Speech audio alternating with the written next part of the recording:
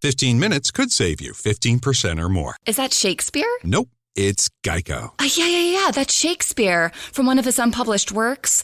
Oh, it be not for awakening. Nay, giveth thou the berries. For 15 minutes could save you 15% or more. Nope, it's from Geico, because they help save people money. Well, I hate to break it to you, but Geico got it from Shakespeare. Geico. 15 minutes could save you 15% or more. Welcome to the Boneyard with Steve Robertson. As always, I am your good friend and host, Steve Robertson, and I hope that you guys are well today. It is Friday, which means it is Maroon Friday. It's the Maroon Friday edition of the Yard. Hope that it's a payday for you. How about that?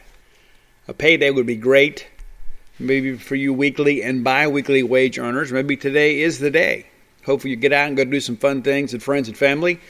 Perhaps come to Dirty Noble Field. You know, we had about 3,000 fans on Wednesday, and we're going to talk about that game a little bit later. But let me again encourage you, if you are a Bulldog season ticket holder and you cannot make it to the game, please, please, please ensure that your tickets wind up in the hands of Bulldog fans. There are plenty of Bulldog fans that are looking for grandstand tickets. There are not any general admission tickets available this weekend. The hope is that they will be available for the Arkansas game. Now, that may change. I don't expect it to.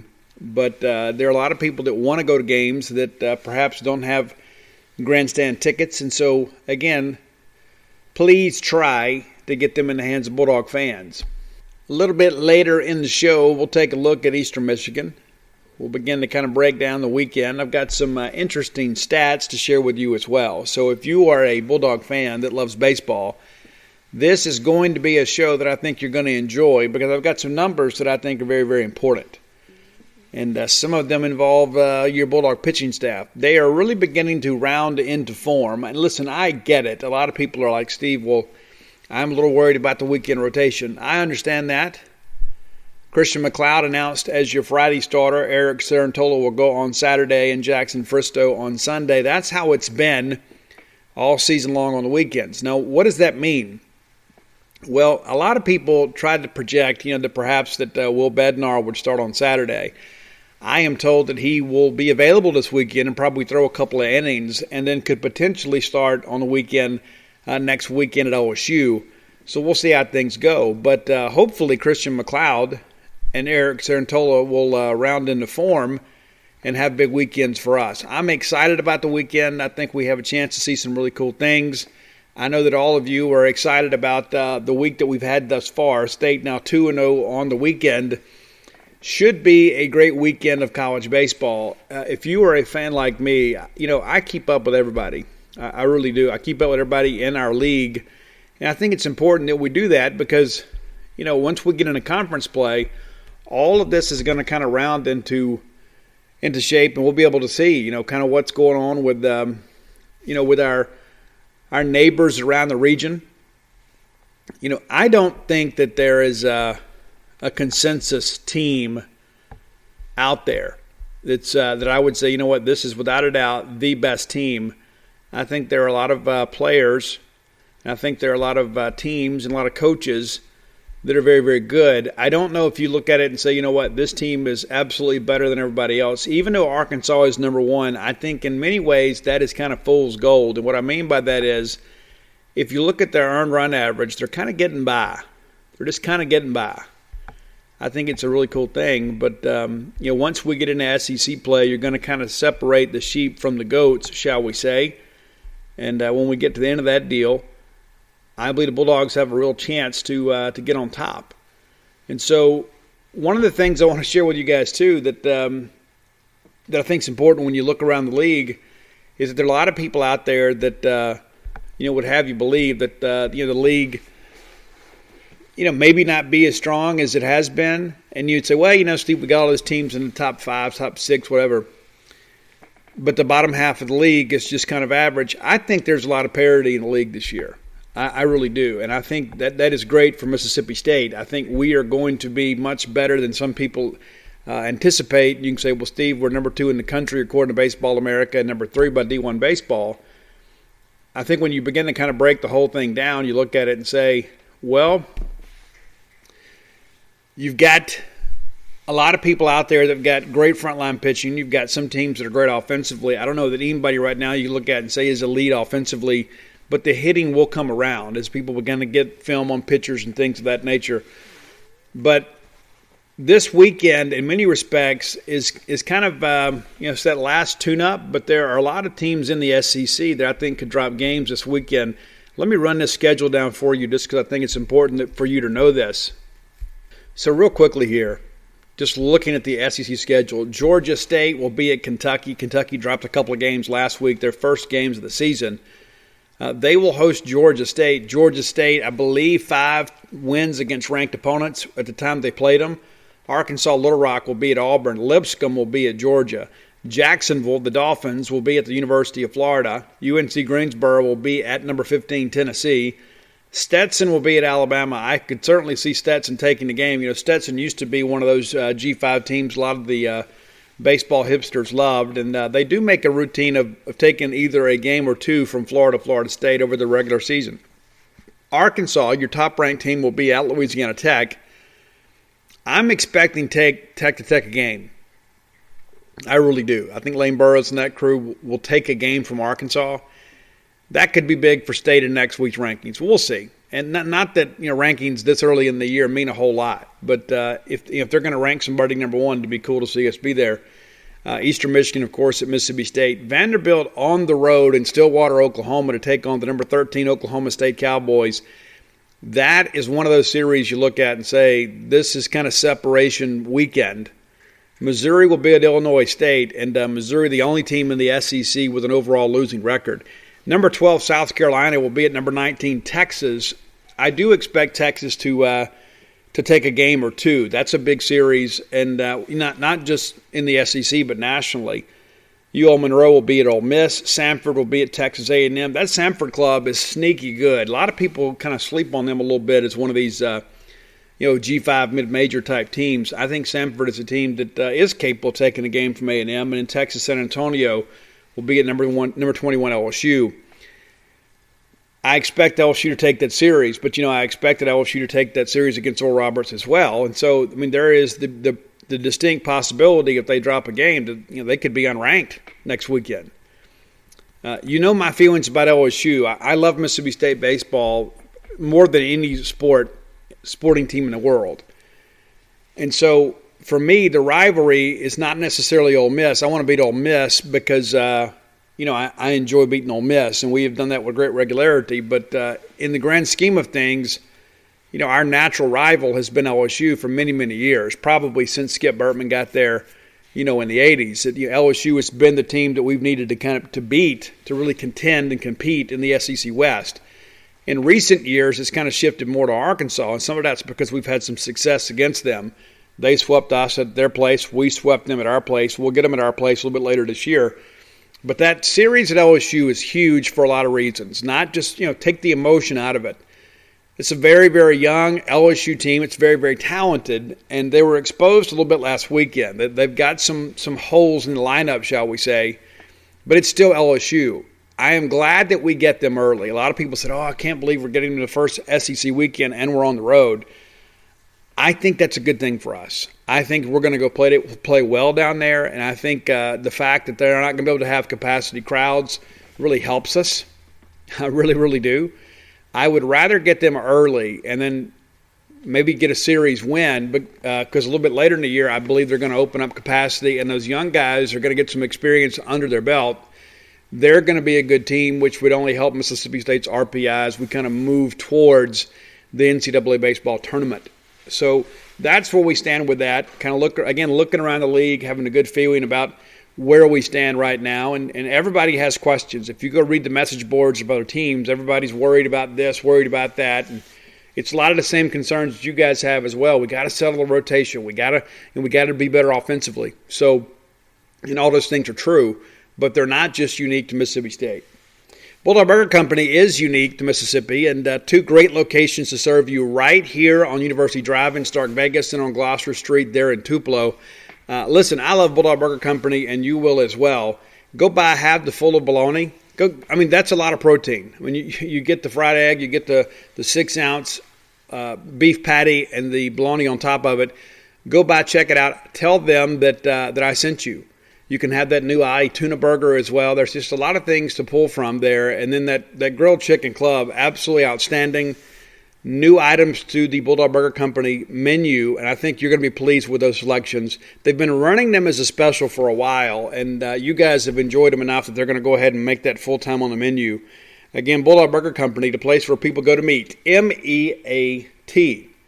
All right, it is a baseball-friendly show, but we would be remiss if we did not open the show with some talk about the SEC men's basketball tournament. Mississippi State picks up a huge win over Kentucky. And you say, Steve, it's not a huge win. This is a really bad Kentucky team. Well, here's the deal. I think at times we get caught up kind of playing the name on the front of the jersey rather than the back.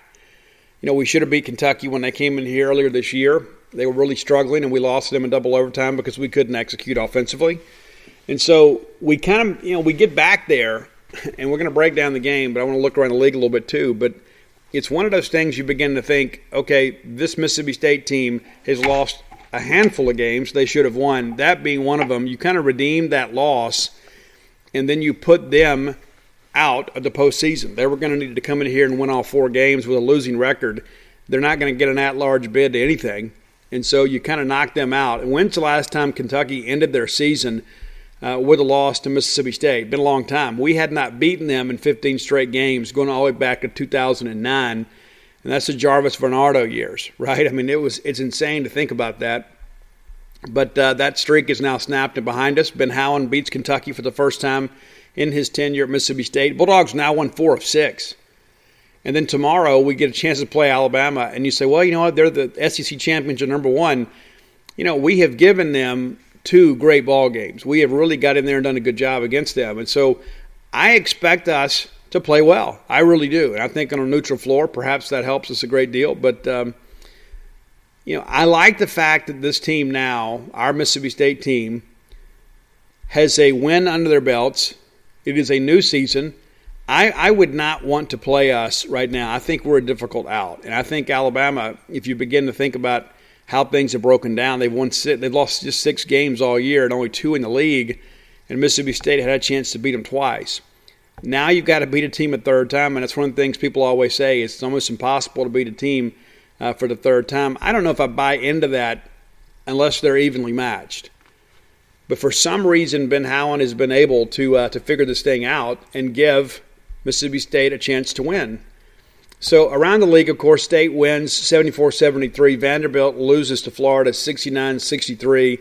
Missouri takes down Georgia 73-70. It took a little while, but they got it figured out. And then, of course, Ole Miss blew out South Carolina as expected. And so looking at your Friday bracket, I know many of you will kind of keep an eye on all that. It'll be a very busy day in men's basketball on Friday. Looking at the SEC schedule, Alabama, Mississippi State will be the morning game at 11. Florida and Tennessee, that's your lunch basketball. Arkansas, Missouri, and then Ole Miss at LSU. Should be 4 great games. I mean, absolutely should be. And so my hope is we can open up with a bit of an upset there, and then you just never know what to expect in the semifinals. If State could somehow get by Alabama, I mean, goodness gracious. I mean, at that point, anything is possible. But again, 1 game at a time, and we'll just kind of figure it out. Mississippi State now 2 games above 500. And so, you would say, well, we're guaranteed a winning record, and I've said that for some time. That would be great. But we could, slip into the NIT. I mean, who knows how this thing's going to break loose. And you beat Alabama, of course, all things are possible. So, I'm happy with what's happened here as of late. And I've been very, very critical of Ben Howland's group. But I tell you, offensively, they were absolutely outstanding against Kentucky. Kentucky took some things away from us there in the second half. But let's take a look at the game here. Abdul Adu, I thought, was outstanding early on and then didn't score there in the second half. But we made a statement early on and kind of showed them we were there to play. I'm going to give Ben Howland a lot of credit because the Bulldogs were ready to go. We came out and executed extremely well offensively early in that ball game and were able to get some layups. And, to get the easier shot, that's the big thing. We have really struggled at times to really run any semblance of offense and kind of set ourselves up for an easy shot. We did that with regularity against Kentucky. And, Kentucky, of course, considered to be the most talented team in this league every single year, even though they didn't show it this year. So we win the ball game. Let's kind of break it down here for you. Iverson Molinar, of course, 2 huge shots late, contested threes going to his left to give State the lead. So State comes out, as we mentioned, dominates the paint and is up 14 at the break. Now, at that point, I'll be honest with you, I said, we're going to win this ball game. And next thing I know, Kentucky comes out and makes a big run there. And you knew they would, but the Bulldogs able to sustain it. Iverson Molinar with 21 points, 30 minutes of action, 8 of 10 from the floor. And those 2 big threes, the only threes he hit all night. He was 2 of 4, and then 3 of 3 from the line, just the 1 rebound. Tolu Smith, I thought, was an absolute animal on the boards, 11 rebounds, 13 points. 31 minutes of action. And listen, there were some other shots, too, that probably should have fell. Abdul Adu, great energy for him. 9 rebounds, 12 points, and just 3 personal fouls. Had the 1 big block and had a great steal that led to a great outlet pass that gave State a fast break opportunity. DJ Stewart, not a great game. 37 minutes of action, just 4 of 15 from the floor. Hit 1 3, did pull down 7 boards, but handed out 10 assists. Also had 4 turnovers and 9 points. But I look for him to bounce back. He has played well against Alabama. It's been a good matchup for him. Derek Fountain gave State good minutes, 26 minutes of action, 2 of 4 from the field, and pulled down 4 rebounds, just to 5 points. But, again, doing some big things out there, for State. So looking at Kentucky with the second half here, they come back and basically flip the script on us and outscore us 43-30. And it looked like late in the ball game when they finally got the lead, I guess they went on an 11-0 run there and took the lead from us, that we had every opportunity to fold. We did not. I thought, I'll be honest with you too, I thought the technical foul on Devion Smith was a joke. It was an absolute joke. And he said, well, he hung on the rim and he slapped the backboard. And I get it. It's tournament play, though. It's not like he was trash talking or anything like that. I thought it was a bad call. And I guess it was Brian Haydad. It said that's the, hey, we're mad that Kentucky's winning technical foul. State with 46 points in the paint really dominated, Kentucky with just 22. They had 11 points off turnovers. State just 2. I think, let me look at the numbers here. They did not turn the ball over much at all. Yet it's 5 turnovers. And that is, that's one of those things that the Ben Howland defensive effort is usually pretty good at, is creating turnovers. We did not do a good job with that and still found a way to win the game. Dante Allen, 23 points again. For some reason, he loves seeing that maroon jersey coming off the bench. Had, 7 threes in Starkville. Has 6 today. Just a big game. It's one of those things that happens. But, pretty even scoring for them. But Mississippi State did a pretty good job, I think, there in the second half of, kind of weathering the storm. 3-point shooting for them, 40%. That generally will win you a ball game. We shot just 29%, 5 of 17, but we were much better at the line than we had been, right at 82%. And none bigger, of course, than those 2 that Iverson Molinar hit to give State the lead with 7 seconds to go. Many of you felt like I did. I've seen this movie before, and here's I joke with some friends in a group text.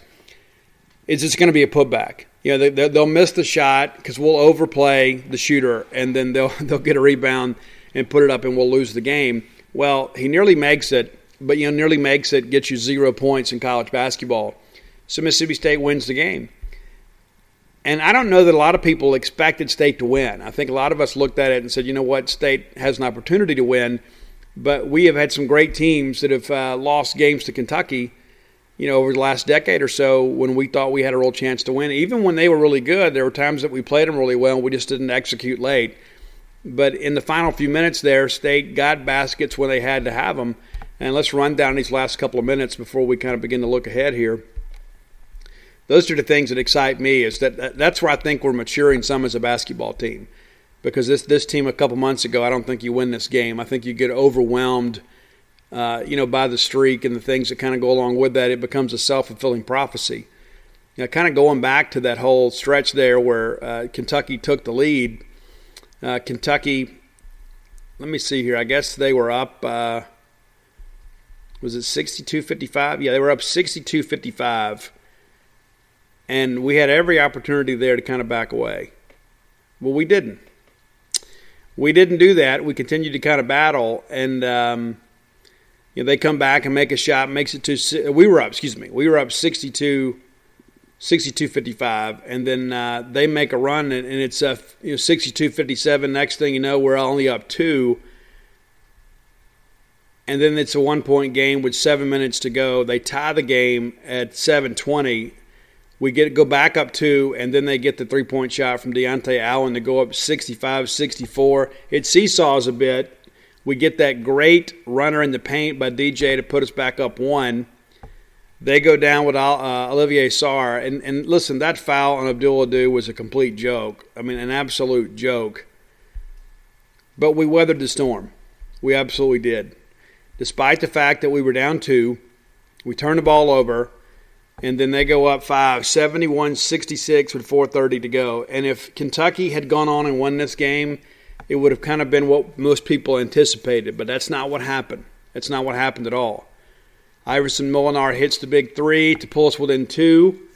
Sarr misses the jumper. Tolu gets the rebound, and we go right back down to Iverson, who hits another big 3, a contested 3.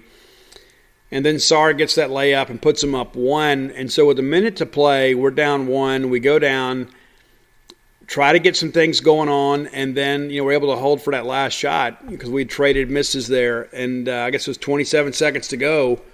We're going down and they with a chance to win it. And then at 7 seconds, they foul Iverson Molinar. Could have called that on all 3 Wildcats because they all contested the shot. And he calmly steps up and knocks them both down. And then Allen gets off a 3. There at the end, Abdul pulls the rebound down. The game is over. And so there was a lot to be proud of in that ball game on Thursday. I mean, let's just kind of call it what it is. I mean, many of you, including myself, midway through this SEC schedule, we said, you know what, this is just not going to work out. You want to be playing your best basketball at the end of the year. Mississippi State is. It hadn't always been pretty, for sure. And there have been some other games. I mean, you look at that, that home game against Alabama. State easily could have won that game. Maybe easily's a little bit wrong. But you made it run it late. You made it competitive, and they began to kind of hit some shots. And that's where we're going to have to be really good is on perimeter defense tomorrow. But then you make that road trip to Auburn, and you drop that game. But both of those games were competitive, and State was in them late. And so you say, well, we've won 4 of 6 and could have won the other 2. Of course, we didn't win them, but we didn't get embarrassed in those games. And so for the last 6 ball games, I think you can look at Mississippi State and say, yes, this team has improved. This team has improved. And so you begin to think about next year, and there's a lot of discussion now about DJ Stewart probably going to come back. I do think you'll see Iverson Molinar and Abdul and Tolu Smith all put their names in to get their NBA feedback. But if you had to ask me today, I think all 3 of them come back. But before we get to that point, we're going to have another chance at the University of Alabama. Regular season SEC champion Alabama. And in most years you would say, we got number 1 in the second round. I don't know that there's a Mississippi State fan that looks at tomorrow's ball game or Friday's ball game and says, you know what, we're definitely going to lose that. Because we played them very close twice. And so you get a new floor. It's a neutral floor. It's not packed. And you've got the euphoria of kind of getting the Kentucky, the big blue monkey off your back. And so I think they'll be excited to go play again. And listen, I don't count them out. I'm not going to pick State to win the game, but I won't be the least bit surprised if they do. And then if they do, hey, let's set up for a great weekend, right? But I'm proud of the Bulldogs today. Proud of Ben Howland and his crew for having them ready to go. And I thought Coach's comments in the postgame were just absolutely phenomenal. I thought he did a great job with all of it, and I think he's to be commended. And we didn't have a timeout late, and you could kind of argue, man, we sure wish we had a timeout there, but it worked out well. When you've got a guy like Iverson Molinar, sometimes it's better to just let him flow because you don't give them a chance to set the defense. And he was able to beat him off the left side, and it was going to be a high arcing layup. He kind of threw it up there, but he knew that he was going to get contact. And, that's what you want. When you've got an 83% free throw shooter, you want him driving to the basket because if they foul him, more likely than not, it's going to be 2 points for you. We needed 1 to tie and 2 to take the lead. We got them both. And didn't really put a big defensive stand together there late. We kind of got lucky they missed the shot. I still don't know how he was so open. But, when they gave it to him and he goes down and he gets an open look, I was already preparing for the message board meltdown because that's where it looked like the whole thing was going. And I think if you're fair with yourself, you say, you know what, they call timeout, we have a chance to set the defense. Shouldn't somebody have picked him up? Somebody have said, you know what, if we lose this ball game, it's not going to be because of him. And so, yeah, there's some teachable moments there. But at the end of the day, we win the ball game. And I saw some people, I love those KSR people, kind of throwing shots at State. I look at it like I responded to one of those guys, and I'm like, it's like I don't understand how we lost that game against them. It's this bad Kentucky team in double overtime. State should be 2-0 against Kentucky. We're not, but we should be. I don't know that Kentucky fans really have anything to feel good about this year. I mean, yeah, they've had a couple ball games here and there. They've played pretty well, but, first losing season under Calipari, they're not going to make the tournament. Duke's not going to participate in the tournament. They've got COVID issues. And so, what do you do? What do you do? There's two big blue bloods that won't be in the tournament, and I think it's good for college basketball, to be honest with you. I think there needs to be more parity because what happens is the same few teams every single year, that get in there. It's kind of like the FBS playoffs. That's why people want an expansion. I don't know that changes anything, but with Kentucky and Duke not playing, it gives room for some other teams to make a run at a national championship, and I think that is great for the game.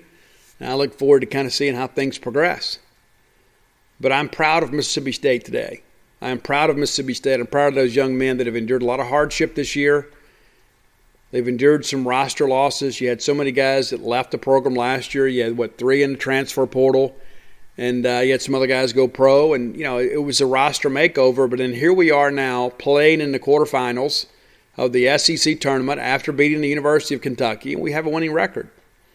I told you guys at the beginning of the year, if we could end the year with a winning record somewhere around 500 in the SEC, we'd count that as a win. Well, we haven't.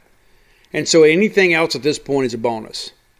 Ben Howland now has won, a game in the SEC tournament with 4 straight years. You got to give the guy some credit. And it's easy to get caught up, game to game on the roller coaster of emotion that Mississippi State men's basketball has been. Just when they pull you back in, they give you a reason to give up on them. But this time of year is an exciting time of year, and this has generally been Ben Howland's best, time of year of his career. He's usually been a very good tournament coach, even though we don't have a tournament win. And listen, I'm not going to sit here and say, it's year 6. We should be happy just being involved. I don't agree with that. I think we should be farther along because when you consistently have these guys hit the portal, it's like you're always in a state of building. It's like running a junior college program, and so. My hope is that because we have played so well down the stretch, these guys will come back and say, you know what, we got a chance to be even better next year, and we do. And I think a lot of those games that we let get away from us this year late because we couldn't execute offensively, I think we get those games next year. I could certainly see State being a team that wins 20-plus games next year. And, of course, we'll get the benefit of a full schedule, hopefully. And State's been really, really blessed. I mean, to be honest with you, there's been some other teams around the country that have had a lot of COVID issues. We haven't had that much. We missed Iverson early on and, dropped a couple of games we should have won. But, at the end of the day, we're still playing basketball. And I would suspect the Bulldogs, probably got a good night's rest tonight and are going to be ready to play. I expect Ben Howland to have those guys ready to play. We've got to weather the early storm. Nate Oates is going to have Alabama shooting it from the locker room. John Petty, of course, will come in, and he's a guy that's kind of been a burr in the Bulldog saddle. But we got to get out there, and if we can get to that under 8 timeout and really be in the ball game, we got a shot. And again, belief is a dangerous thing. It really is. And I'm sure right now the Bulldogs are thinking tonight, hey, we can beat Alabama. And you know what? Alabama's probably thinking, you know what? Mississippi State can beat us. And so we're going to get their best effort. They're going to come out, and I'm sure, to give us everything they have. I'm sure they're thinking long-term, thinking, hey, we got a chance to be, a potential 2 seed when the bracket comes out. And so all the pressure's on them. We can go out there and play loose and fast. Nobody's expecting anything from us. But in the back of their minds, they know, yeah, we beat these guys twice, but we had to really work to do it. So we're not going to sneak up on them, but I think it's one of those things, too, where they probably realize, we get a couple shots to fall early because everybody loves the underdog. And there'll be a lot of, fans in there that don't have a vested interest in the game or just there to see a good basketball game they'll be pulling from it for us. And so that'll be a great thing. Today's top 10 list brought to you by Dr. Robert Yarber of the ENT Physicians of North Mississippi, a great medical group, a great guy. He is a Bulldog through and through. 2 locations to serve you right here on Stark Road in Starkville. It's 910 Stark Road and 618 Pegram Drive there in Tupelo. If you're a person that's really struggling, with sinus pressure, if you've got, these sinus headaches and things like that, or you've got this postnasal drip but you just simply can't seem to shake, and you're just trying to treat it with over-the-counter medication, you're just trying to treat your symptoms rather than address the real problem, let Dr. Yarber help you. There's no point in you putting up with that. There's no point living that way. You don't have to live that way. So call Dr. Yarber. You can get an appointment today, 662-844-6513. Sinus problems, common ear, throat problems in children. I mean, listen, one of the greatest things as a parent is like, when you've got a kid that's kind of struggling with something and you can get that alleviated from their life and give them an opportunity to lead a more productive and happy life, you want to do that. So don't just think about yourself, think about your children. Again, that's Dr. Robert Yarber from the ENT Physicians of North Mississippi, 662-844-6513. And if you're in Starkville and you have to have a surgical procedure, it's going to be done at OCH. And that's a great thing. That's a county-owned hospital. And so anytime that we can, shoot some business their way, that's just an even better situation there too. So Dr. Yarber will absolutely take care of you. And I just encourage you to give him a shot. He's a great guy. I've known him a long time. And really glad to have him as part of the show. All right, so let's take a look. Top 10 list. Roy and I are doing an inventory, and we figure up we've done about 150 of these top 10 lists thereabouts. It started in late March as part of a quarantine project. I was trying to fill some content. Never knew you guys would enjoy it as much as you do. They haven't all been music. They've been music a lot lately, but we've got about 150 top 10 lists. We got to go back and do some inventory, so we hadn't done a lot of duplications, but one of the bands that we realize we haven't done is the Cars. Now, I'll be honest with you, this was right in my, right when I was really kind of getting into, rock music. I mean, and I don't mean, like, Kiss was my favorite band in the 70s, but I kind of got into Ozzy and Quiet Riot and people like that. And so the Cars was kind of off my radar a little bit, but they were so successful you couldn't ignore them. And I'm part of the MTV generation. MTV, of course, used to stand for music television. And they actually played rock music videos, and we'd sit there and watch that all day long, and it was the greatest days of our lives. And the Cars were prominently, mentioned on MTV. They had a lot of number one hits. They were constantly in the top 40. And so here are my top 10 Cars songs. Top 10 songs from the Cars. Now, I have a couple of Cars fans in my family that will disagree with my list. And that's okay. Maybe someday they'll put a show together and they'll have their own list and you can listen to that and perhaps you'll agree with them. But this is my list. Now, you may disagree. Your list would be wrong. But feel free to let me know where I'm wrong. I enjoy the interactions. I have so many people on Twitter that say, hey, Steve, you blew it on this one. And sometimes they're right. Sometimes, hey, Steve, you missed this song. I was like, you know what? Yeah, you're right. That probably should have been at least an honorable mention. No honorable mentions today, but here are the top 10 songs from the Cars. Number 10, one of their first hits, You're All I've Got Tonight. You're All I've Got Tonight. That's pretty self-explanatory. Number 9, Tonight She Comes, and it seems like that was on every 80s movie soundtrack. I mean, I don't know if it was Breakfast Club or 16 Candles or whatever. All those John Hughes films, it seemed like he was a big Cars fan because they were always playing in some party scene. But Tonight She Comes, great tune. Number 8, I've never been in a situation here because I believe in the bro code. I really do. I don't know why it's so complicated for some people.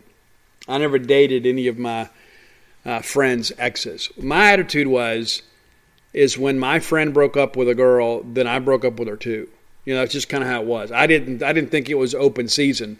Now, every girl that I dated, at least one of my friends, at least peripherally, tried to date her after we broke up. And again, that's a violation of the bro code. So I never did that. But the name of this one is My Best Friend's Girl. My Best Friend's Girl. You know what it's about. You've heard the song a million times, and it's been played on the radio forever and a day. I guess, for goodness gracious, about 40 years now, if not longer. But again, I do not approve of breaking the bro code. I don't. I'm a staunch supporter of the bro code. I always felt like if somebody wanted to date my exes and, they just wanted to take my seconds, I was fine too. But I didn't do it to them. Because how do you have that double date later? You know what I'm saying? I mean, how do you have the prom date thing, right? I mean, I'm going to go to dinner, and then my ex is going to be sitting across the way with one of my best friends. Nah, I'm not living life that way, man. I'm not going to do it. Number 7, and I know there are some of you out there that say, Steve, this song should be number 1. I get it. I don't agree with it, but I understand it. But it's just what I needed, which is really one of the better Cars songs. I mean, it really is a strong song. But there are some other ones that I just like a lot more. Just what I needed. I get there is a Cars fan that lives at my residence that will tell me that song should be number 1. They're wrong, but that's what they'll tell me. Number 6, this was a huge hit for them, and it's Magic. And there was a great video that went along with that. They had Rick Ocasek kind of walking on water, and at the time it seemed so revolutionary, and then they kind of told us how they did it a little bit later. But at the time, it was a really cool music video. Number 5, and there were times in my life you could convince me this is the best Cars song. I remember listening to my mom's AM radio in her 1979 Ford Fairmont as we rode up Highway 98, listening to this song. We didn't even have a tape deck. It's like I think about all the music we have today and how accessible it all is, and I'm so grateful because I lived in an era that we couldn't even play our own music in the car. We didn't even have FM. We weren't rich people. Because back in those days, cars came standard with an AM radio. You had to pay extra for FM or to get a tape deck, and we just didn't have that kind of jack, man. We were as broke as the 10 Commandments. But the name of the song is Let's Go.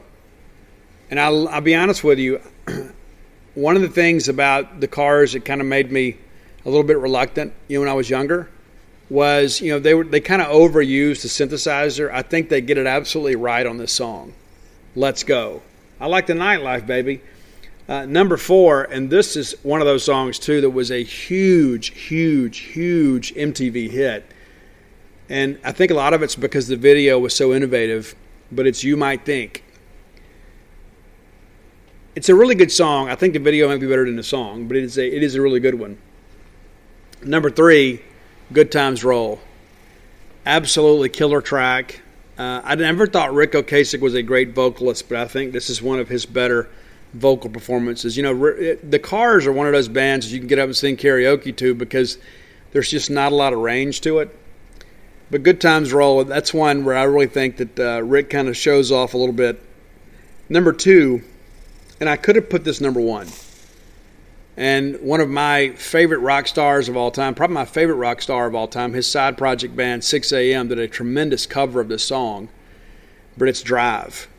Who's Gonna Drive You Home Tonight? I love the lyrics of this one. It's just one of those deals where we've all been there at some point. I do like the 6am version better because it's more haunting, but I love the fact this song was written so well, and it was, I used to write for the student newspaper at Jefferson Middle School, and we used to poll students.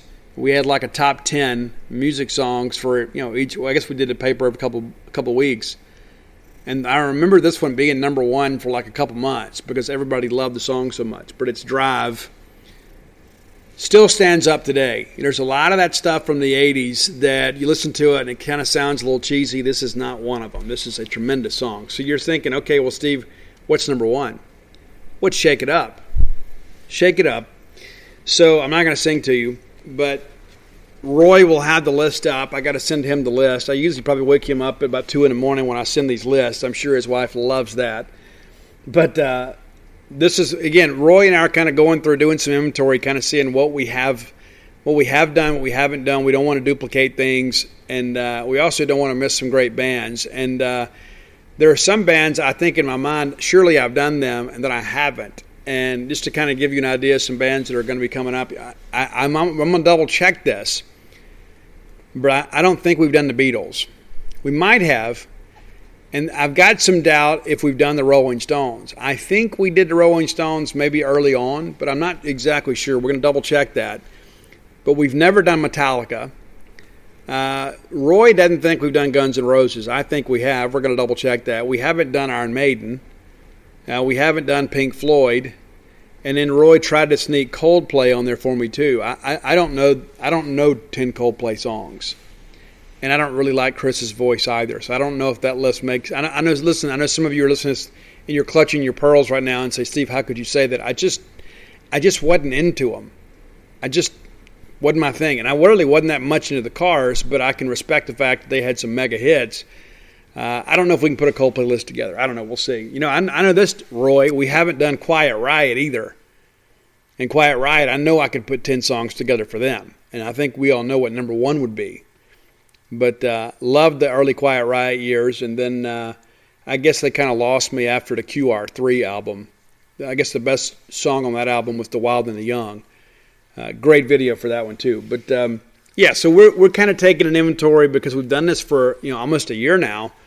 And so you would say, well, we're running out of bands. Well, there's new bands that emerge, and there are other people that you guys send me topics, and we try to change it up. And I'll be honest with you, I love the idea that Sumner Davis gave me last week about favorite Dirty Noble songs. And some people said, Steve, you didn't put Friends in Low Places. And you guys know in mid-8th I always send out a tweet kind of as a hat tip to all of our friends in low places, because that's kind of who we are. And they said, you didn't put that on there. Well, it's because I kind of see that one in a category all of its own. I really do. I don't see that as a baseball song. I think that's just kind of something unique, for the mid-8th for us. But we've made a big deal out of that. And so I appreciate your support of that. But that's the top 10. If you've got an idea for the top 10 list, reach out to me on social media. I am on all forms of social media at Scout Steve R. And if you're not following me on Twitter, what are you doing? What are you doing? Let's get out there and have a little fun, right? We can have some Egg Ball Twitter. I used to be on there a lot more with the Egg Ball Twitter. I used to dunk on people all the time. And then I kind of felt like it was probably beneath me a little bit. But sometimes I'm kidding myself, and I get the itching a little bit. I just want to smack somebody down, like somebody will send something in silly, and I just want to dunk on them. And I always think if I can't make it funny, I don't need to do it. So get out there and help me. If somebody's being crazy on Twitter, I might send you a tweet and say, hey, tell them this. No, I send it myself. I don't need anybody to do it for me. But anyway, reach out. Let me know about your top 10 ideas. Happy to do them. And I sometimes I think you guys are trolling me. You'll send me some obscure band, and I think, I don't even know if this band had 10 hits, and you want me to put a list of 10 together.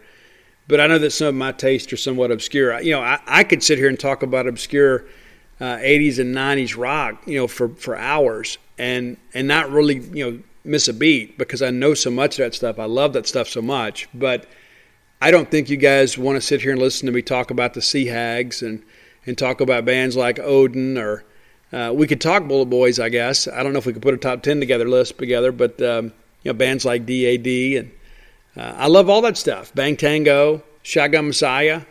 Some people, you're hearing this, you're thinking, I've never heard of those bands. Well, when you guys were listening to Poison, I was trying to find something a little more obscure.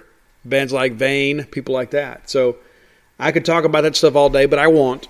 So let's get into some baseball stuff here. Brought to you by the folks at Campus Bookmart. Stan Ray is like such a great guy, man. Like I do on my Facebook, I've been in recovery for a long time.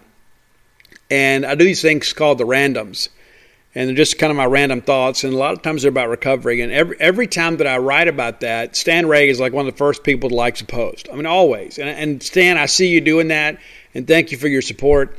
I was kind of in my feelings a little bit on Thursday. And a lot of it's because, and I'll get to the Campus Bookmart stuff in a second. But, this, recovery and addiction thing is real.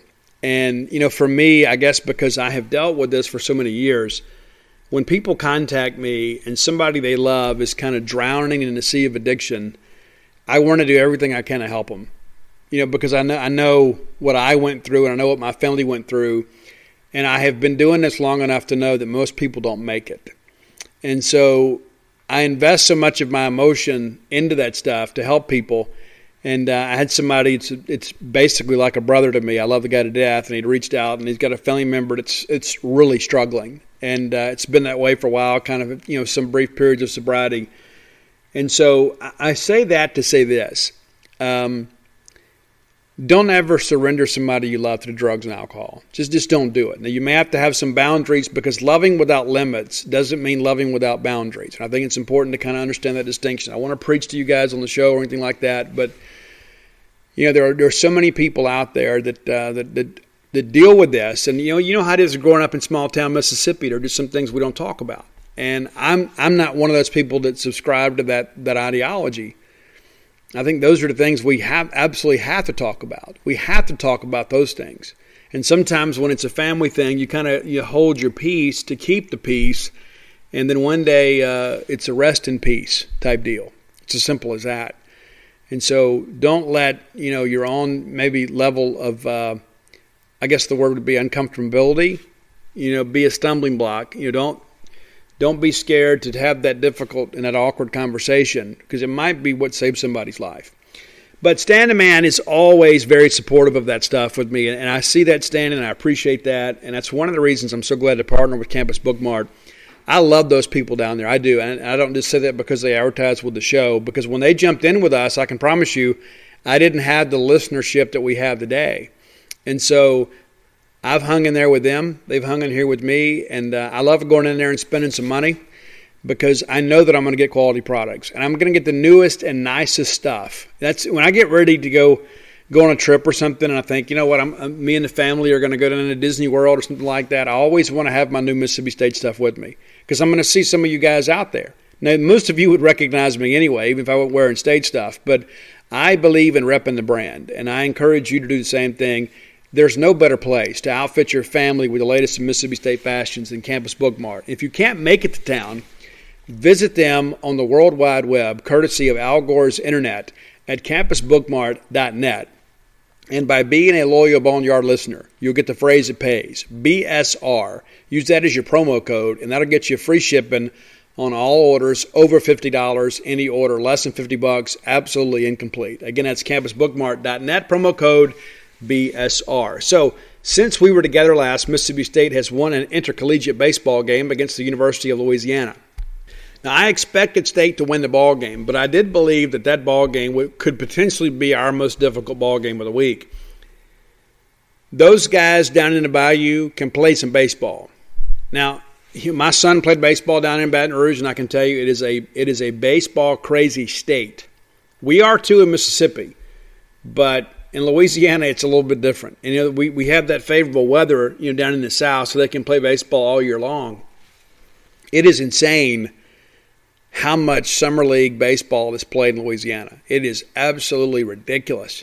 Of course, you've got big cities like New Orleans and Baton Rouge, and for that respect, places like Alexandria, Lafayette. So there is no shortage of places to go play, and it seems like there's always a tournament going on. I think I drove all over the dadgum state to get my kid to go play, but you understand what I'm saying. And so they can recruit at home and do a really good job, and they have. And I like this UL team. I know they didn't look like a lot on Wednesday. They really struggled to hit the baseball, and a lot of it had to do with Mississippi State's pitching, but more on that a little bit later. I thought State, great job situational hitting. A lot of good baseball plays in there that don't necessarily show up on the box score, but they do show up on the scoreboard. And so let's take a quick look at the UL game, and then we'll kind of move on, because I've got some interesting numbers to share with you about your Mississippi State pitching staff. So Cajuns entered the ball game with a 9-4 record. We were 9-3. We do win the ball game, and we jump out there early on Austin Perrin and put up a couple runs early, and we get 2 runs with the benefit of 1 hit. And again, it's just good baseball. And I wrote about this on Gene's page about how situational hitting was the difference in the ball game. I mean, you come in there right out of the gate, and you're on their necks, and DeBrule, hits a blister ball back up the middle, and they mishandle it at second. And a lot of that's got to do with his speed. It's like you're looking down the line, you're looking the ball in, and he's getting down there on you a little quicker than you expect. And so you're going to have to rush the throw, and that's kind of what happened. The ball handcuffed him, and so DeBrule is on, and then Rowdy slaps that single to left. And again, you get a 2-1 count, you get an advantage count. You can be kind of selective with your pitch selection there. And so he was. And then Tanner Allen grounds out to second. There was no play to be made because he hit the ball pretty hard. So you get that ground ball to the right side. You get 2 guys in the scoring position. Kind of works like a sack bunt.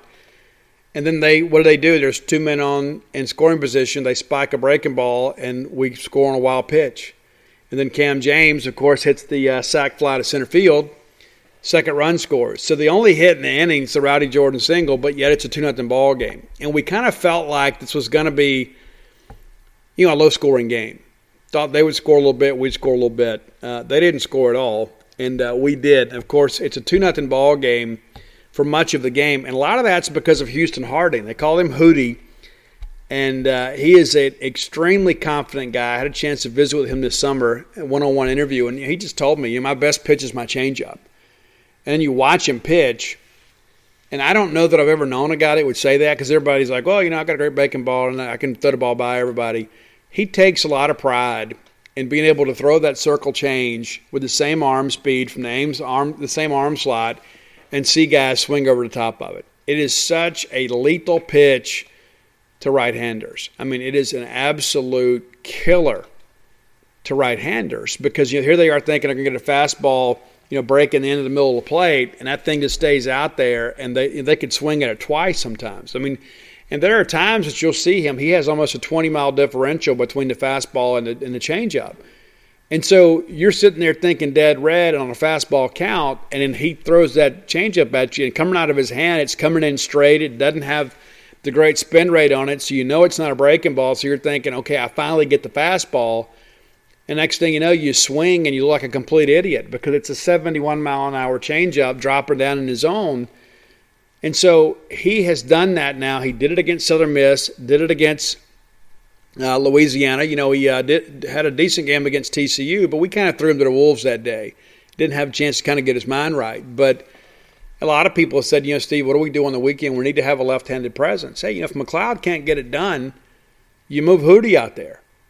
I mean, that guy can eat up some innings, and he's not one of these max effort guys that, if he has to go 80, 90 pitches, he's going to be out for 2 weeks.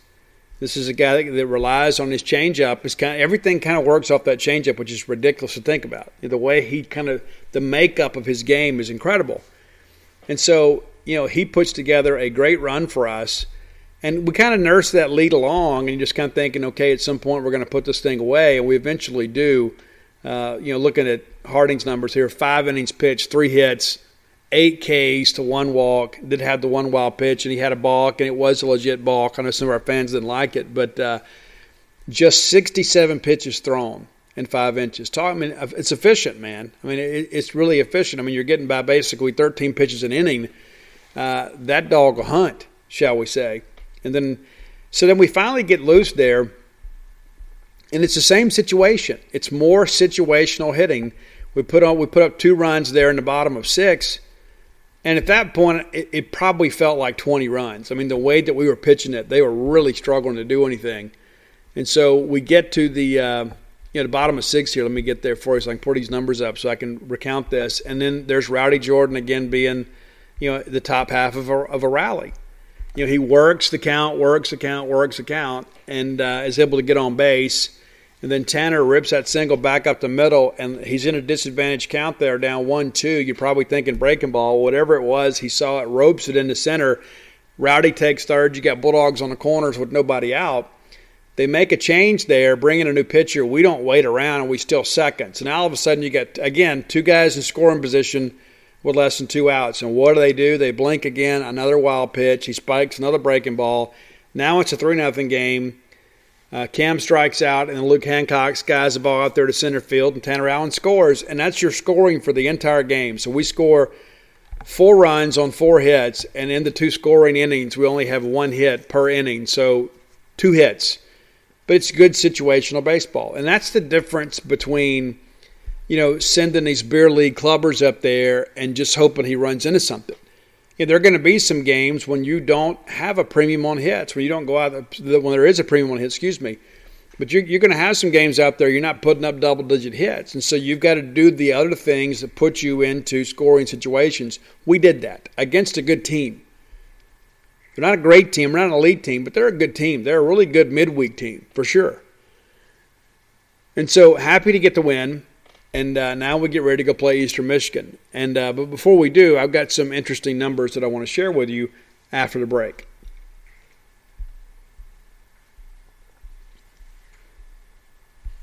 Yeah, I gave you Houston Harding's numbers right before the break about how lethal he was as a pitcher. Preston Johnson, of course, makes his second appearance as a Bulldog, and he's mowing guys down too. And it is so fun to watch that big guy pitch, man. I really like the way he does it. 2 innings pitch, allows 1 hit, 4 Ks. And then Landon Sims gives up a couple of hits, and he's done that the last couple of outings. I know that kind of surprises some people, but people have got tape on him now. You know what I'm saying? So there's going to be times he's going to give up some hits, and you saw him probably use his breaking ball a little bit more this past Wednesday than you did the previous outings. But 5 Ks for him. He's still out there throwing gas. So 17 strikeouts in the game. 17. So I want to make sure you guys understand kind of what this looks like, because a lot of people at the beginning of the year said, this is going to be the deepest pitching staff Mississippi State's ever had. Things are going to be great. And a lot of times we get hung up on the fact that our Friday and Saturday guys haven't been dominant yet. And so I just kind of want to put some things in context and bear this in mind. This is without your Friday and Saturday guy being dominant, right? And so I expect Christian McLeod to have a much better outing today. I really do. I think because he is a competitor. I think he's a guy that will really compete well. I do think Sarantola was better last week than he was in his first start. And so if he continues to progress, then hopefully we can get 4 or 5 good innings from him this week. But I want everybody to do well. The thing about it is, though, is that if you don't, there are more than enough guys out there that are eager to jump in there and take your spot in the rotation. So Mississippi State right now, number 1 in the nation in strikeouts per 9 innings with 13.8. How about that? That's right. Number 1 in the nation, strikeouts per 9 inning. That's because it's not just relying on the starters. I mean, we're getting a lot of swings and misses up and down the order, no matter who we trot out there. Mississippi State, 2nd in the nation in the total number of strikeouts with 180 strikeouts. The number 1 team in the country, who would that be? Well, it's Texas A&M. They have 190. And here's the deal. They've played 2 more games than us. And so we're 10 behind them, and we're averaging, almost 14 Ks a game. And so once the schedule kind of evens up, State could have the highest number of strikeouts in the country. We already had the most per 9. And so when you look at that and begin to realize, hey, we're getting a ton of swings and misses, and we've had some struggles at times defensively. Well, when we're able to get all those Ks, there's a lot less balls being put in play. And so we need to find a way to kind of shore up a defense. But I think that kind of bodes well down the stretch because we've made some changes out there. I think Lane Forsythe's been good at short. Cam James makes a move back to third. And there's some reports that Landon Jordan may quit the team. And I know he's been frustrated, but I was told late Thursday night that coaching staff met with him and several of the players want him to kind of stick it out. And it's only been a week. I know he had won the job, and then he didn't do anything to lose the job. And that's what happens. When a guy's struggling, they leave a lineup, you say, okay, well, I get it. And, Cam James was struggling to play defense at short, but you needed to keep his bat in the lineup. He is your leading home run hitter, and so you have to slot him down to third. And so my hope is they'll figure these things out. I really like Landon Jordan. He is a great young man, and I believe he's a very good ball player and has really made a jump defensively this year. That was the thing that I really worried about is I always knew he could hit, but he never seemed to really have a natural position. He didn't look real comfortable at second, but he has played really well at third this year, made some plays that I was kind of like, wow, really? Wow. Taking some balls on the short hop and looking runners back. He really looks like a little more polished player, and we're going to need him to make plays for us, so hopefully they can get that worked out. That's the hope. Now, moving along here, looking at some other numbers here. We talked a little bit about, shutouts. And I don't know if you've paid attention to this, and I don't know how you could have missed it, but with the shutout of UL, Mississippi State has had 3 shutouts in a row. And we mentioned that on Twitter, and there's always a few people out there that will never be happy no matter what we do. You remember there was a time in 2014 we were number 1 in the country and undefeated, and we still found something to gripe about. But we struck out a bunch of people, and we didn't allow runs for 3 straight games. Kent State on Sunday, Grambling on Tuesday, and Louisiana on Wednesday. Now, I expect Kent State and Louisiana to make the tournament. I don't expect Grambling to make the tournament. I think Southern will win the SWAC. But that's probably a couple tournament teams. So people say, well, it's not SEC play. Well, that's why we have a non-conference. Nobody else is playing conference games yet either. But it's 3 shutouts. And so some people were acting like there was nothing to it. Well, let me just share with you this. And I'm sure you've seen the numbers. The first stretch of shutouts, 3 shutouts in a row since 1976. Now, I've shared with you guys before, contrary to popular belief, we actually did play baseball before 1985. We did. And so back in the 70s, we had a very dominant pitching staff. And so in 1976, we had 3 shutouts in a row. We also had that happen in 1973. It also happened in 72 and in 1970. So over a period, 4 out of 6 years, we had 3 shutouts in a row in each of those seasons. Before that, you had to go all the way back to 1933 to find a year that we had 3 consecutive shutouts. Then you got to go way back to 1918. So you say, well, Steve, what are you getting at? Well, what would happen if we got a shutout on Friday? If we're able to go out there and Christian McLeod puts together a dominant game and the bullpen takes over, and let's say we don't give up a run. And you'd say, Steve, don't jinx it. Well, there are no jinxes, okay? And we're fans. We can kind of say and do what we want to say, and it doesn't really impact the outcome of a game. That's another novel concept, I know, but I'm not as I don't have the same main character and energy that I once did. I don't think it matters what I wear, how I act, that sort of stuff. I think they're going to go play the ball game. But we have never had 4 in a row in the last 100 years. You got to go all the way back to 1909 to find 4 shutouts in a row. And when you look at that schedule, you'll find 5 in a row. So in 1909, the Aggies had 5 straight shutouts. It's incredible to think about that. And so that's the high mark right there. And so let's just say, for an example, we get late in the ball game on Friday and they got a bunch of goose eggs up there, and you're going to be thinking, well, when's the last time we had 4 shutouts in a row? Well, now you know. 1909. That's how rare that is. And you would say, it's probably a bunch of non-conference competition. Well, actually, it was Ole Miss was the last game in that deal, and then they came back and broke our scoreless inning streak in Game 2 of the series. And what do we do in Game 3? We shut them out again. So we had 6 out of 7 shutouts to end the 1909 season. Just phenomenal. Absolutely phenomenal, to borrow a phrase from Ben Howland. And so that's where we are. And listen, I might have missed one along the way. I don't think so. I looked really close, but I am also really tired. But it is so rare to think about this. We've had 3 shutouts in a row, and that has only happened 7 other times in the history of our baseball program. That's it. It's crazy to think about that. And so it is a big deal, no matter who you're playing.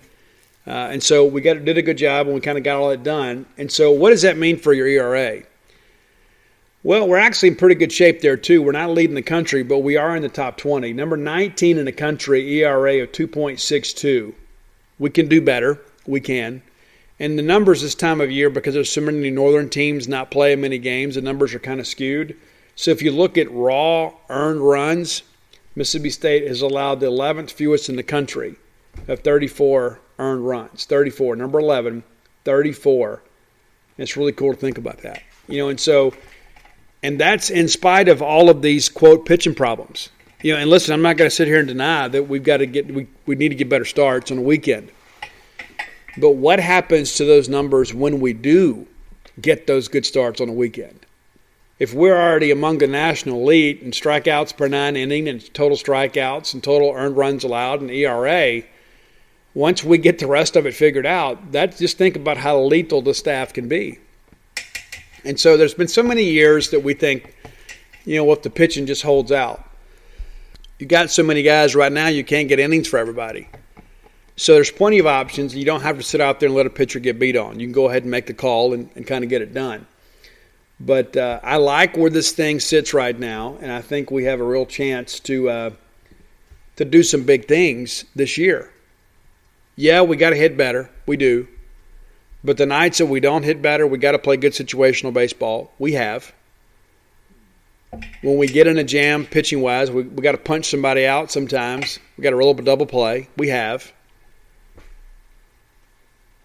But we haven't even played our best baseball yet. And we had a good ball game last Sunday, against Kent State. We have. Did a great job there. But I believe our best baseball is to come. And I think that this Eastern Michigan series is a chance for us to kind of figure some final things out before we get on the road next week to go down to Baton Rouge. Because, the next week, once you get into your midweek stuff, the guys in the midweek you're not going to throw on the weekend. You know what I'm saying? So it's like your pitching plans for the midweek should not have any impact on the weekend. You kind of have your roles established, and that's kind of what we're working through now. And so, I'm excited to see, what we do. And so before we get out of here, I wanted to take a look ahead and talk about Eastern Michigan. Final segment of the show brought to you by Portico. You guys know Diamond Dog Brooks Bryan. Brooks is your friend. He's my friend of the program. And he's friends to people that are trying to relocate to the Starkville area. If you're looking to make a move within town, across town, or move to town, give the folks at Portico a try. It's right off of Garrett Road, which is Pat Station Road, turns into Garrett Road. It's a new development there. You're going to be happy with that. It's 1.1 miles from campus. And there's been a lot of people that have taken advantage of these opportunities, and they've already moved up there. I mean, it was 18 houses in the first phase, and if memory serves me correctly, they're down to 5. And so if you're looking to make a move to Starkville soon, here in the next few weeks, couple months, whatever, give them an opportunity to serve you. And you say, you know what, Steve, it's not time for us to go. We're going to wait for the kids to get out of school. That's not a problem. It's not a problem. It's going to be a second phase of construction out there at Portico. It's going to start moving dirt and get going late spring, early summer. And so you'll have an opportunity to take your summer vacation and get on up here and be excited about your new home in Starkville just in time for football season, and you can get the kids in school. So listen, here's the deal. If you're looking for that, you're interested in that, you need to give Brooks Bryan a call. Brooks will answer all the rest of your questions. Got houses for every size family, 2-bedroom, 2-bath, 4-bedroom, 4-bath. Houses of some, substantial size as well. I mean, it's not going to be one of these deals where, you're going to move up here and you feel like you're living in a, in a luxury economy apartment. It's going to be a great place for you to live.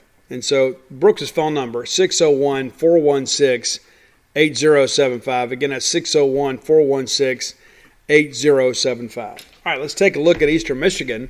They have not played a lot of baseball games. Eastern Michigan has played 6 games on the year. They opened the year taking a pair from Alabama State in Montgomery. And that's the thing about northern teams. They have to fly south to play baseball early. And then, we had all the craziness, with the winter weather down here kind of played havoc with baseball. But they do take a couple, a 2-1 and 4-3 decision against Alabama State. And just so you guys could kind of be aware, Alabama State is, again, a team that is recruited, extensively in the state of Mississippi and have had some players over there, but they are far from a baseball power. Currently 2-8 on the year. 2-8 on the year. And so two of those 8 losses came to Eastern Michigan. So not necessarily a quality opponent, and yet they kind of put together a couple of one-run games. So it makes you wonder a little bit about their offense a little bit. And then they split a 4-game set with Bellarmine of Louisville, Kentucky. They lose 2-1 in the first game. They win game 2, 12-6. They win, pardon me, I missed a game there. They won 7-2, lost 2-1, won 12-6, and then lost the Church League softball game 11-10. So probably kind of run out of pitching there. I had never heard of Bellarmine until I began to preview Eastern Michigan. And so just to make sure you guys are somewhat aware of what Bellarmine looks like this year, they are a 3-7 team. 3-7. They did play University of Louisville in the opening weekend. And then they had a bunch of games canceled and played Eastern Illinois, and they played Eastern Michigan, and, of course, they split there. So just not a lot you look at there and say, you know what, Eastern Michigan has has played a few ball games, and they haven't played anybody of any substance. And so kind of looking at numbers here, not a lot of numbers to look at, to be honest with you. But, it's one of those things, too. I mean, this is going to be a series for us to kind of work some things out. After some of the difficult weekends that we've had, we need a weekend where hopefully we can kind of get things rolling before we get into conference play. They have one hitter, Mark Catula, number 31, hitting .409. Leads the team in a lot of categories, 9 hits, 4 doubles, a couple of RBIs. Guy that gets on base, doesn't strike out a whole lot. Taylor Hopkins hitting .318 for them. Infielder, junior out of Mason, Ohio, 6 foot, 175-pounder. Putting the bat on the ball. And, when you go down here, it's so hit or miss because you got other guys in the lineup that just hadn't played very much. They're hitting well, but they just hadn't played a whole lot. But you've got a handful of guys hitting over 300. Catula, Gabe Denton, Will Olberg. Evan Sines has played a limited amount, but he's hitting 333. Taylor Hopkins, we mentioned him, 318. But it drops off pretty significantly after that. A lot of guys hitting under 200. And a lot of that's just a lack of at-bats. But not a lot of power in the lineup. Jeff Timko has hit a couple bombs for them, 6 RBI for them. 6'1", 210 grad student transfer that has shown up down there trying to do some good things. Now let's look at some pitching stuff for them. And again, take all this with a grain of salt because, when you look at the teams they played, you just don't really know, what to expect from them. But Davis Feldman is the guy that has started a couple of games for them. And while his record is 2-0, you kind of look at who he plays and you say, well, I'm not exactly sure if I should get excited about that. But he is a 2-0 guy with a 0.00 ERA.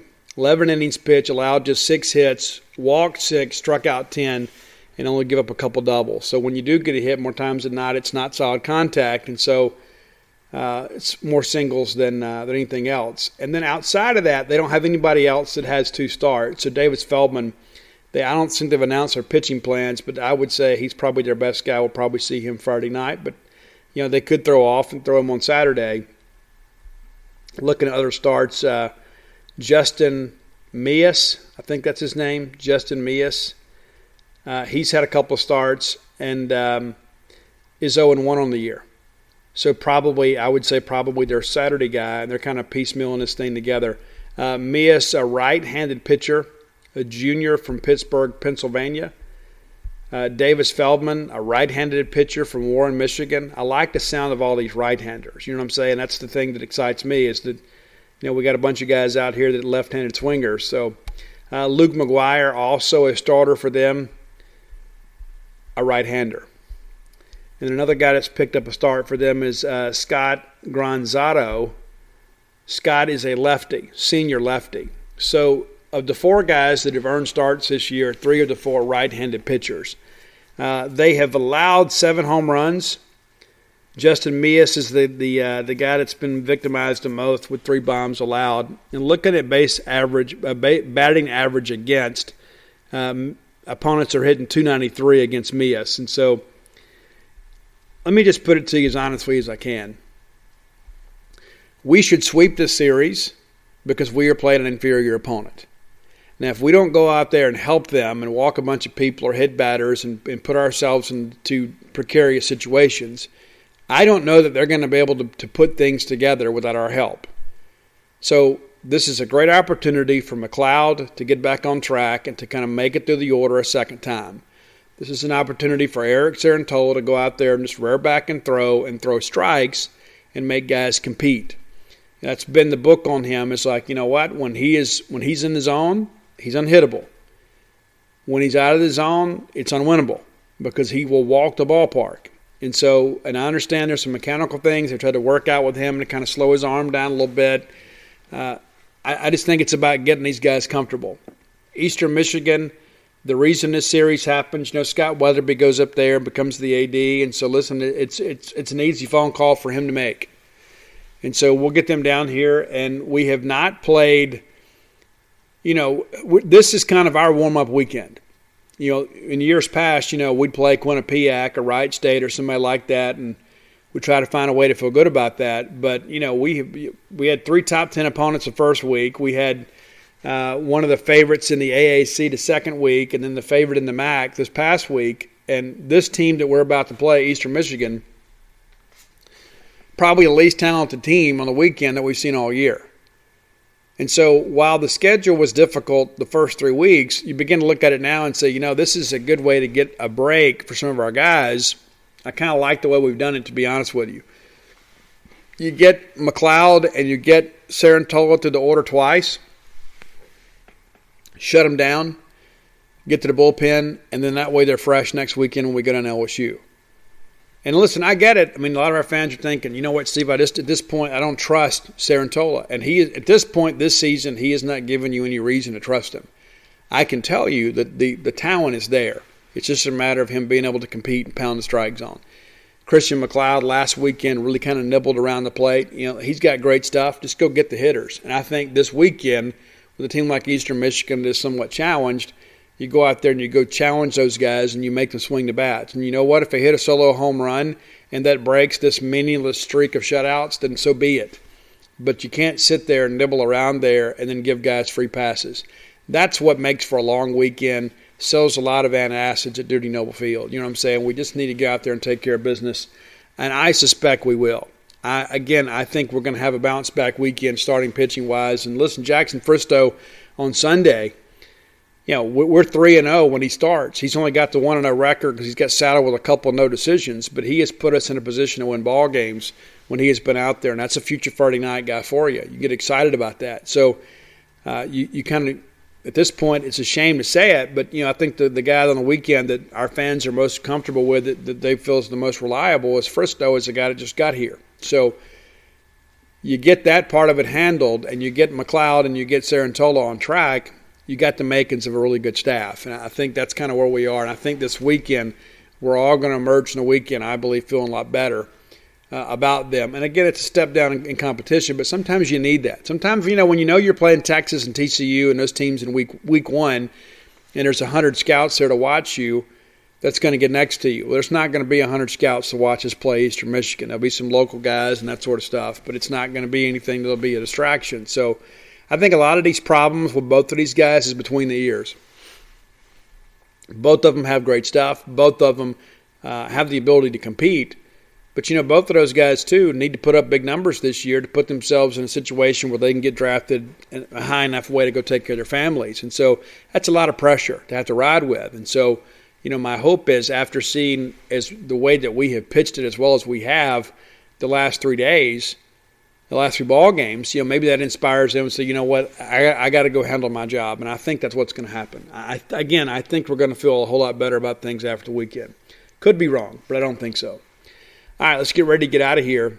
I'm ready to go to bed. I know many of you guys are just getting up and on your way to work. I'm finishing up the work day, and then we've got a full day on Friday. A couple of stories I want you to be looking for on Friday if you're a Gene's Page reader. Both of these stories will be free because I love them so much. I had a one-on-one exclusive interview with Scotty DeBrule. Talked with him about acclimating here and how the team has embraced him and how he's become your leadoff hitter. And I've got a really cool story. Had a chance to interview a young lady that's 90 years of age. She just recently celebrated her 90th birthday. And she is the former organ player at Duty Noble Field. And she has a kind of a silly story to tell. Some of our fans, and maybe some of you, kind of talked her into doing something that drew some attention with her pump organ, shall we say. And so it was a great day to be able to interview her and kind of sit down and kind of learn. It was one of those things. She wasn't a great sports fan or anything. She was a person that was very much into music, and Ron Polk heard about her and went and heard her play and then hired her to come play for a season for us. And so I'm going to write those 2 stories tomorrow. You can look for those. And again, I'm looking for those stories about, the thing that makes Duty Noble Field such a great place. It's not just because of the place that we make a lot of great memories together. But it's people that make Duty Noble Field special. I interviewed, Maggie here a few days ago. She's the K lady. And, just her love for baseball is what led her to do that. It's like, hey, I want to do the Ks, and she does. You can follow her on Twitter and that sort of stuff, and she kind of keeps up with who did what and how they did. Got my friend Chad Dacus out there, the best beard in the city, kind of running the show out there. You can walk around there to the left field lounge or Selmy Wolcott. There's so many people out there that, there's Hobie, of course. There are people that make it special. There's the Candyman. It's our place. And it is a place for all of us as the Bulldog family can kind of set aside all of our obligations and work, and we can go be kids again for a little while.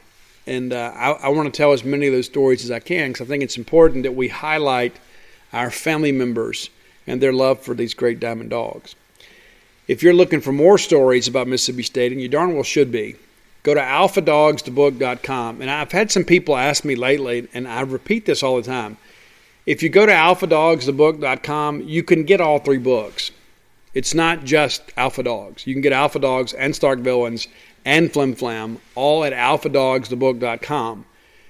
And I'll personalize them however you'd like.